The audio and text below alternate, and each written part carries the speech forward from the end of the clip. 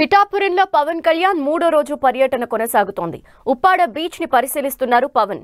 సముద్రం కోతకు గురై ఇల్లు కోల్పోయిన బాధితుల్ని పవన్ పరామర్శిస్తున్నారు.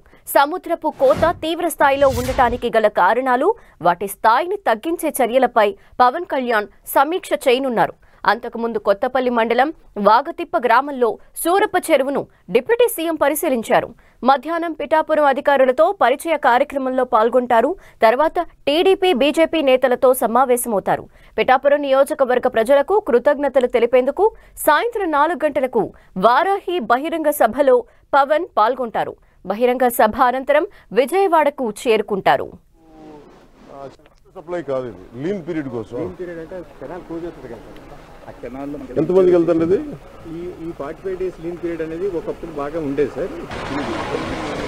ఇన్ఫిల్ట్రేషన్ చెప్పండి. ఈ మధ్యలో ఆలం కెమికల్ డోసింగ్ ఇస్తాం సార్. ఆ డోసింగ్ మూలంగా ఉప్పాడ బీచ్ ని పరిశీలిస్తున్నారు డిప్యూటీ సీఎం పవన్ కళ్యాణ్. సముద్రం కోతకు గురై ఇల్లు కోల్పోయిన వారిని కూడా పరామర్శించారు.